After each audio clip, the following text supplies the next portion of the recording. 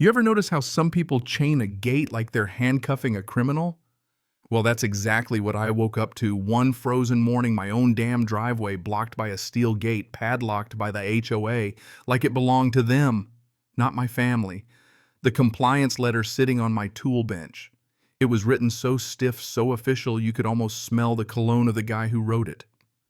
And Karen, let's just call her Karen, you'll see why she had that thing chained up anyway, all while acting like our private gate was just some public shortcut that anyone could waltz through. The whole mess wasn't even about rules. This was about power. You could feel it in the way that cold steel stayed shut, the way the letter demanded a response in 10 days, as if the world might end if I didn't snap to attention. Not negotiable, it said. But here's the thing. Property records don't give a damn about HOA language. And those old county books, real legal ones, didn't recognize Karen's historic access any more than they recognized her perfume. I remember the post office that day. Still smelled like paper dust and floor wax, just like every small mountain town post office does, the kind of place where nothing changes unless a blizzard decides otherwise. I barely got to the counter before the clerk lifted a fat envelope. "Land and price?" she asked, holding it out like it might bite. "That's me." "Certified," she said, tapping the green card. "Need your signature." I took the pen. "From who?" She slid the envelope closer so I could see it for myself. "Cedar Ridge Heights Homeowners Association." I snorted, not even sure it sounded like a laugh. "You're kidding." She shook her head. "No, sir. They've been busy this week." "Busy doing what?" "Making everyone else busy." She didn't even want that letter touching her counter, pushed it toward me like it was toxic. "Have a good one," she called after me, but it sounded more like a prayer than a promise. Wind had teeth outside. I pulled my collar up, tossed the envelope in my truck, and drove back home, where the only thing louder than my tires was the pounding in my chest. The gate was right where it always was. Old steel hinges my granddad oiled himself, latch worn from honest hands. It wasn't pretty. It wasn't supposed to be. My dad always said, "This gate doesn't keep good people out. It keeps entitled people honest." Well, entitled people don't like being kept honest. I tore open the envelope, and that letter, Lord, you could have framed it as a threat in business casual. "You are hereby notified," it barked. "Historic access, 10 days failure to comply." No judge's signature, no court order, just a font that thought it could redraw property lines by being bold enough. Then my phone buzzed. Camera alert. 2 vehicles sat outside my gate, a white SUV and a pickup with the HOA logo on the door. And there she was, Karen, in her cream-colored parka hair set so stiff, even the mountain wind didn't dare move it, filming my gate like she was auditioning for a reality show. Some guy in a windbreaker, let's call him Trent, arms crossed, grinning like he was the warm-up act. I turned up the volume just in time to hear Karen say, "Chain it. Chain it and see how fast he comes running." Trent smirked. "You want me to do it today? I want it done," she snapped. Then, as if on cue, softened her voice for the camera, for community safety. That phrase, man, it tastes like metal when people use it to take what isn't theirs. She looked right at the camera, didn't flinch, even smiled, tight smug, like she'd rehearsed how this would play out. I hit record because at that point documenting was all I had. "If he tries to make it a thing, we make it a bigger thing," she said. Trent nodded. The feed glitched, beeped, then went black. I grabbed my coat and started down the driveway, boots, crunching gravel air, thick with cold and pine. My pulse wasn't angry yet, just alert. The kind of alert that kicks in when someone pokes your boundaries. Halfway down, the camera flickered back to life. Floodlight flashed.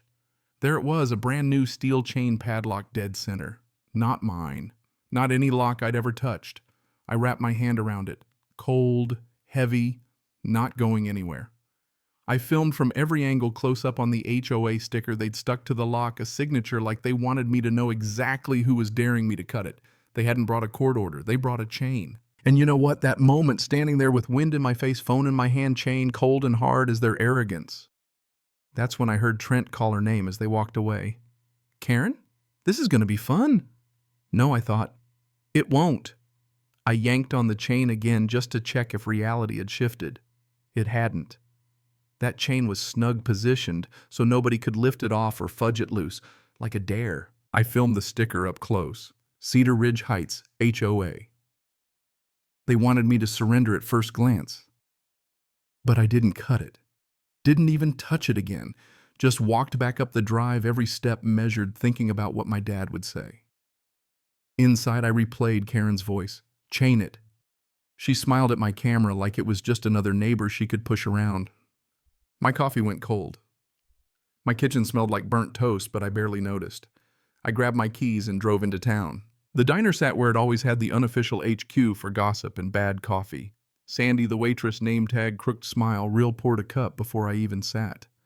You look like you found a snake in your mailbox, she said. Close, I replied. Found a chain on my gate. Her eyes narrowed. Cedar Ridge. I didn't answer. Didn't have to. They've been talking, she said. Acting like they're the county. She nodded toward the counter where Trent sat, phone out, playing the part of a big man in a small pond. Sandy leaned in. That's Trent. Compliance guy. Thinks a clipboard's a badge. He caught my eye, then looked away quick. The kind of look that says, we already won. I sipped my coffee to keep my hands steady. Do they really think chaining my gate makes it theirs? Sandy just shook her head. They think if they make enough noise, people move out of the way. Not this time.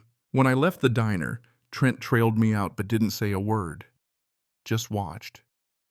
At home, I pulled up the video again, close up on the lock HOA sticker clear. I hit share and sent it to the one person I trusted to turn frustration into firepower, Eric Holstead. He picked up on the second ring. You don't call before noon unless something's on fire. It's not fire, it's steel. I told him the whole story. Eric didn't need details. They touched inherited property, he said. Let them call it whatever. Chaining a gate you don't own is trespass. Not an HOA infraction, not a Facebook spat. Trespass. So what do? I asked.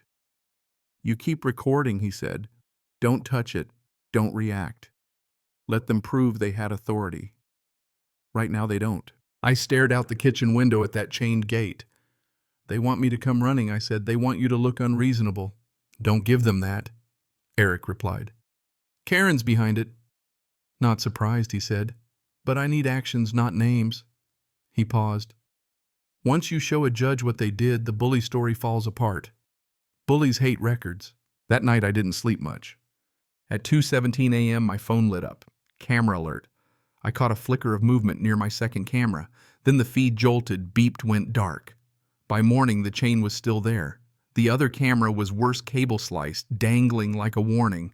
They didn't just want to block me, they wanted to blind me. I called the sheriff's office.